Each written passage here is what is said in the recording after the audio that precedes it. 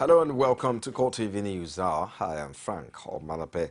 The priest of St. Benedict Catholic Church in Ido-Ekiti, Reverend Father Emmanuel Akigbade, has regained his freedom. The priest was released early hours of Wednesday. The Catholic diocese, however, denies paying some ransoms. Our correspondent Rashid has details. That is the mood when the news of the release of Reverend Father Emmanuel Akingbade filtered into town. The father kidnapped on the 9th of June was released and allegedly found in Isho-Ekiti. The Catholic Bishop of Ekiti Diocese, Bishop Felix Ajakaye, speaks. They had been speaking with me, the abductors. They even allowed me to speak with Father.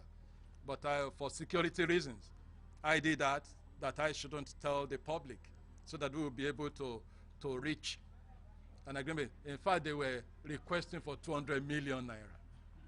And I had to tell them the Catholic Church is a non-profit church, and that the Catholic Church doesn't have money, and not only that, the Catholic Church doesn't pay ransom. But we were still negotiating and praying. They asked me, okay, how much we could afford. I said, even 1 kobo, we couldn't. They still spoke with me yesterday night, and I told them. They began to speak in Yoruba now, because they said they came from Delta. Though Father Emmanuel was shielded from journalists, the Catholic Diocese denies paying ransom or being rescued by local hunters as peddled in some quarters. Please, don't listen to that. And that is why you saw me that I told some journalists to leave. A friend in need is a friend indeed. In fact, what happened is a parable. The Ekiti State Police Commissioner, Itop John James, via phone chat, confirms the release and arrest of 3 suspects in Delta State. I'm on tour. I had to break the tour to go and see the release Reverend Father and the Bishop. But the same members of the gang that have been arrested, but 3 of them at Delta State. They have a syndicate spread out in many states. There's an ongoing operation with the police and the DSS. So it's a joint operation going on, and we are not bringing out a lot of details, but we can tell you that various principal members of the gang have been arrested. With the kidnap and release of Reverend Father Emmanuel Akingbade, Ekiti residents will either heave a sigh of relief or sleep with one eye closed, not knowing when next kidnappers will strike. Rashid, CoreTV News, Ado-Ekiti. Now, the United States of America has said it will work with President Muhammadu Buhari to stop the menace of Boko Haram in Nigeria and its neighboring countries, while President Goodluck Jonathan had complained during his tenure about the unwillingness of the American government to assist Nigeria in prosecuting the war against the terrorist group, especially in selling weapons to the country. But Washington said it will work with Buhari to likely increase the U.S. level of support, though it did not say whether that will include sales of lethal weapons earlier requested for by the federal government of Nigeria. The U.S. Assistant Secretary, Bureau of African Affairs, Linda Thomas-Greenfield, during a telephone press brief on Monday held in South Africa at the 25th African Union Summit, a monitor by a correspondent in Lagos, that Washington was committed to ensuring that Nigeria wins its battle against the terrorist group. She added that the U.S. was committing $5 million to Nigeria's effort at defeating Boko Haram, and that Nigeria had been receiving equipment and technical assistance from the U.S. Nigeria's military authorities say troops shot dead several heavily armed terrorists who used women and children as shield on Sunday in the course of an attack on a community in Yobe State. Defense headquarters said in a statement that 1 soldier and vigilante member, however, died in the attack on Babangida, a town located 50 kilometers from Damaturu. It added that over 10 rifles and weapon accessories, as well as hundreds of rounds of ammunition and some hand grenades, were recovered from the fleeing terrorists. 3 Healers vehicles were also captured from the Boko Haram insurgents. At least 10 people have been confirmed killed in 2 suicide attacks in Potiskum in Yobe State. The attacks took place at Dorowa and a vigilante office along Gashua Road in the city. A hospital source told the nation on phone that 10 people have been confirmed dead at the Potiskum General Hospital, while 5 others are badly injured. This attack is the latest in the series of suicide bombing by Boko Haram militants in recent times, with Potiskum having suffered more of the attacks, especially in Yobe State. And our Youth for Change Nigeria, an umbrella group of Nigerian youth, has said President Muhammadu Buhari is the leader of Nigeria, not just for All Progressive Congress. Hence, it will be wrong to cloak him in a partisan toga. In a statement issued in Lagos on Tuesday, the organization's national leader, Shehu Bobade, said the moment Buhari was sworn in as president on May 29th, he became the leader of all Nigerians, irrespective of their party affiliations. Electoral officers who participated in the 2015 elections have converged in Abuja for a 3-day retreat to review their performance. This, according to the Independent National Electoral Commission, is with a view to planning ahead for the next set of election in 2019. Many of the electoral officers used the opportunity to share their experience on an election which was judged as one of the best in Nigeria's political history. Correspondent Payo Samuel has details. From north to south, east to west, they have gathered here to brainstorm over the successes and challenges of the just concluded general elections. Even though the 2015 elections are over, INEC is keen in assessing its performance. This, they say, is to ensure a better 2019 polls and to avoid the identified hiccups of the recent election. In Ebonyi State, generally, I think the election was fairly done, an improvement over the previous years. Particularly in my local government, I think we did the best we could. Even though we know after every election there may be litigations here and there, but to the best of my knowledge, we did what the commission expected us to do. The 2015 election was adjudged as free and fair by international observers. But these electoral officers say this was in spite of glaring logistic challenges. For the next election to be better than the previous one, INEC says it will ensure that adequate preparations are made on time. The major challenges we could see is in the area of the logistics and security. Like in my area, in Delta area, is the security. The security area. The security is never enough. Well, the thing that anything a human being does, there are bound to be some faults. But generally, the commission performed exceedingly well. Yes, they did well. The electoral officers will be in Abuja for the next 3 days to review the challenges of the 2015 election with a view to ensuring a better showing in 2019. Payo Samuel, CoreTV News, Abuja. Lagos State Governor Kiwumi Ambode has announced the dissolution of all boards, which he said all board and parastatal and agencies of government, and the directive takes immediate effect. Ambode says he was appreciative of the contributions of the outgoing board members to the development of the state. According to the governor, the dissolution excludes the State Judicial Commission, the Civil Service Commission, and the State Independent Electoral Commission. He says new boards will be constituted in due course.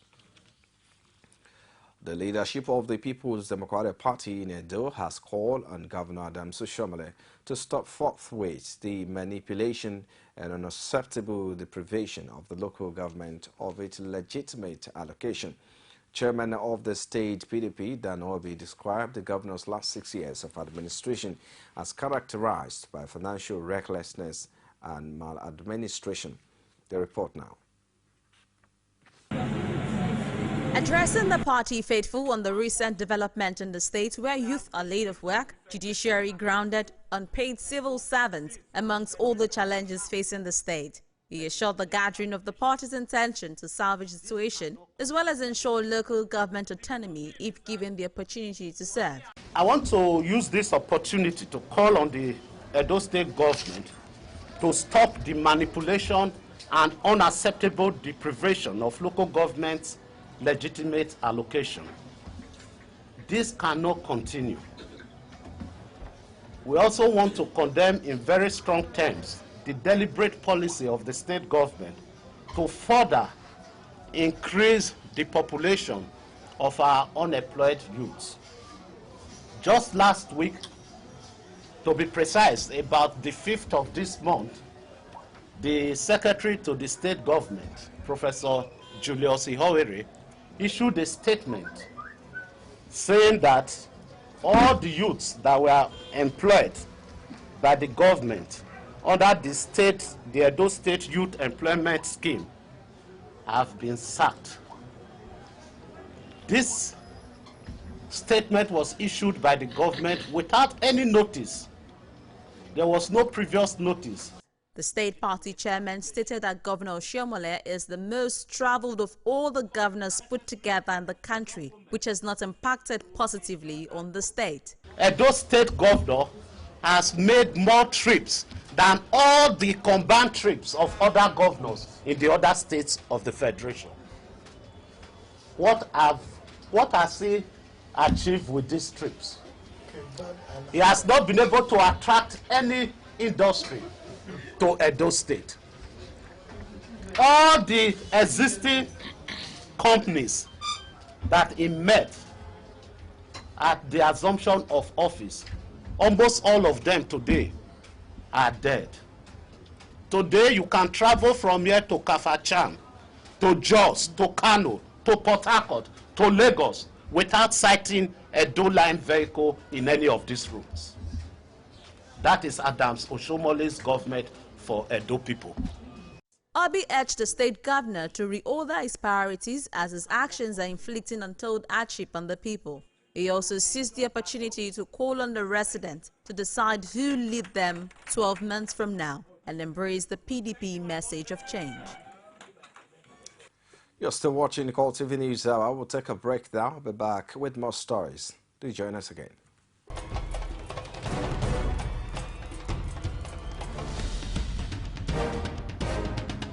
This is what the people are saying. You don't run a big economy with generator. They need to do more in terms of energy and power. Many things to do for this Nigeria about lights, water, and new TT. For Nigerians that are not gullible, we know that good laws have done nothing good for this country. Buhari won the election convincingly. They talk to our husband that you should keep promise about what you said, and because people are watching you, you know, another election is coming. Because some people will stand for Yoruba land, will be strong man, you don't die. This nation is moving forward. The best is going to take place. The people giving voice to the voiceless. All our top stories can be found on our social media platforms like our Facebook page. Use facebook.com/CoreTV News. You can also follow at CoreTV News NG. For live streaming, log on to youtube.com/CoreTV News. Give it space, the news. The president of the Nigeria Labour Congress, Ayuba Waba, said on Monday that a transparent democratic process has the capacity to strengthen Nigeria's political system. Waba made this known in an interview in Geneva, Switzerland, while reacting to the June 9 election of Bukola Saraki as the Senate President and Ike Ekweremadu as the Deputy Senate President of the 8th National Assembly. He said NLC will always support a democratic process and oppose the imposition of political leaders. The NLC President congratulated all members of the two chambers of the National Assembly on the successful election of their new leadership and urged them to be focused, patriotic and committed to deepening democracy and development in Nigeria. He praised President Muhammadu Buhari for not interfering in the elections of the National Assembly leadership, saying he hopes this will serve as a lesson to all politicians, among others. Chief Justice of Nigeria, Justice Muhammad, has urged judicial officers to shun corruption and other unethical practices in order not to diminish public confidence in the judiciary. He also warned that the judiciary is more prepared than ever before to mete out sanction against any erring judge that toy with his or her oath of office. The CGN said these are the 2015 induction course for newly appointed judges and caddies organized by the National Judicial Institute in Abuja. Every judicial officer must abide by the Code of Conduct for Judicial Officers of the Federal Republic of Nigeria and judicial ethics as expounded in Bangalore Principles of Judicial Conduct. Any judicial officer who does not abide by the Code of Conduct is his way out of the judiciary in Nigeria. The Nigerian judiciary is now more prepared and more poised than ever before to rid itself of all ugly acts inflicted on it by unscrupulous persons occupying judicial offices in the past. The National Judicial Council and the respective state judicial service commissions are ethically empowered to remove with ignominy any judicial officer or judicial staff that have chosen the path of dishonor, to be lazy or refuse to abide by the judicial ethics and the judicial code of conduct. A federal high court in Abuja on Monday refused a prayer by a former governor of Adamawa State, Murtala Nyako, seeking an order restraining the Economic and Financial Crimes Commission, the police and the Department of State Service from arresting him. Nyako was reportedly quizzed by the EFCC for over 8 hours after he surrendered himself to the commission on June 2, 2015. A former governor had, by an ex-party application, sought an interim injunction restraining the EFCC and other security agencies from detaining him in relation to a case of alleged financial malpractices. He had instituted a suit following his apprehension that he could be arrested over the said allegations by the Inspector General of Police, Solomon Arache. The DSS of EFCC may arrest and prosecute him, but instead of granting his prayers, Justice Ahmed Mohammed asked his lawyer, Olukoya Ogungbeje, to put the other parties on notice by serving the court processes on them. And now the Economic and Financial Crimes Commission has arraigned Ibiechina Chikeluba, also known as Lisa T. Jackson, before a Lagos High Court, Ikeja, on a 17-count charge of obtaining money by false pretense, personage impersonation, forgery, and using false documents. 21-year-old Chikeluba was said to have met his victim on Facebook using the false identity of Lisa T. Jackson, a United States citizen. EFCC said that in one such instance, in March 2013, he obtained about £54,000 from One Oaks through Western Union on the pretext that he was an American woman dealing in gold in Nigeria and needed money to increase her capital. When the charges were read to the defendant, he pleaded not guilty. In view of the plea of the accused, prosecution counsel Andrew Okoja asked for a trial date and prayed the court to remand the defendant in prison custody. Defense counsel Chijioke Agor informed the court that he has already filed an application for a bail and asked to be allowed to move his application. However, Justice Ekpaye adjourned the matter to July 20, 2015 for hearing of bail application and ordered that the defendant be remanded in custody. And now, Ogun East Senator in the National Assembly, Buruji Kashamo, has withdrawn a 20.1 billion label suit he instituted against former President Olusegun Obasanjo before a federal capital territory court in Abuja.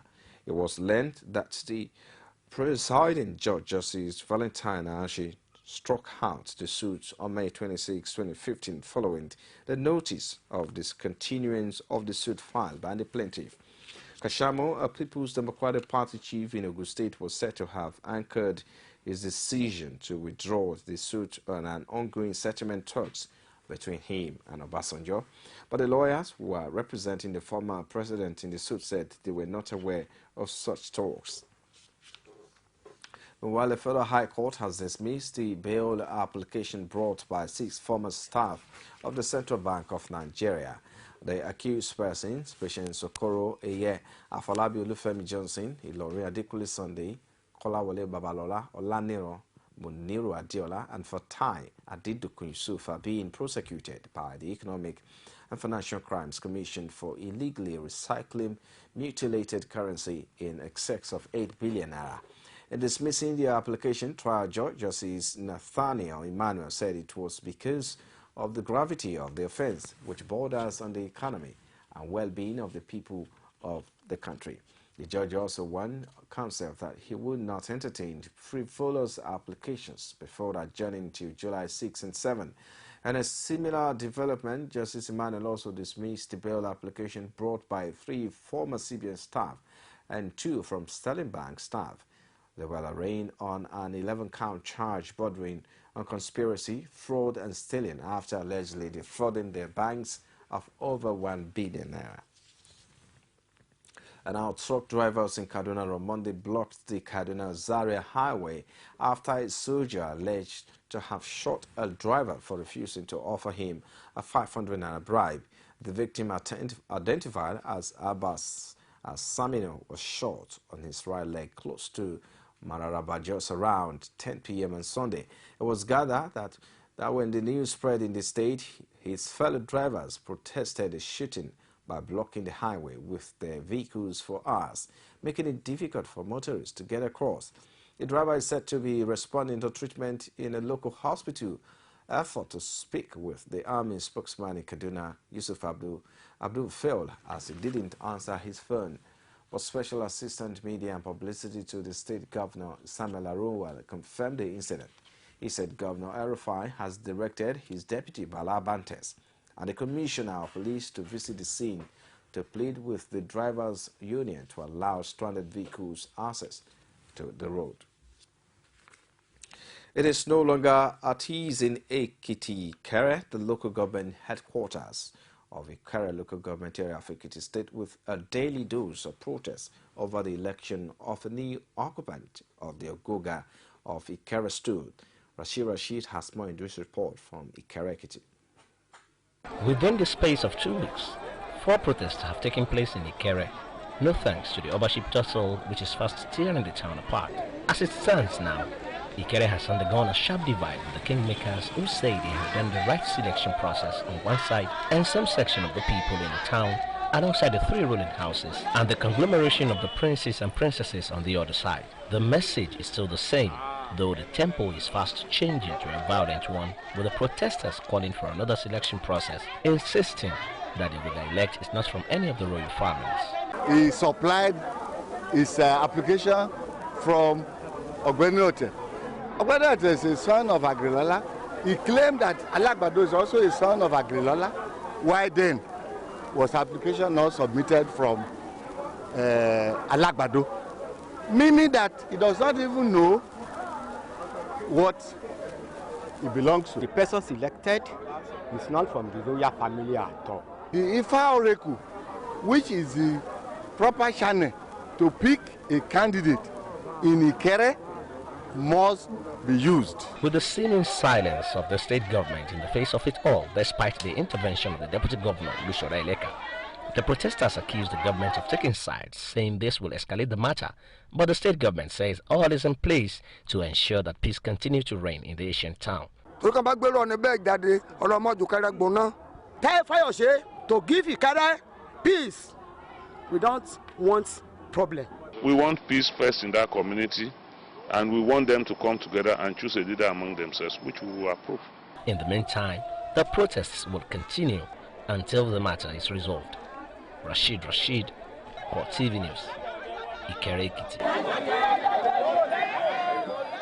And outside Nigeria now, Sudan's President Omar al-Bashir, who is wanted for war crimes, has left South Africa preempting a court ruling over an international warrant for his arrest. The Pretoria High Court was due to decide whether he should be handed over to the International Criminal Court or charge him with the crimes.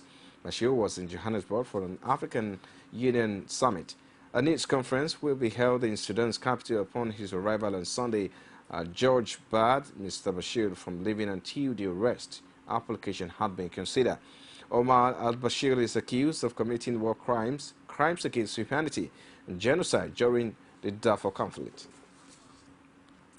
Well, and that's the wrap on the CoreTV News at this time. Many thanks for watching. I am Frank Malape. Bye for now.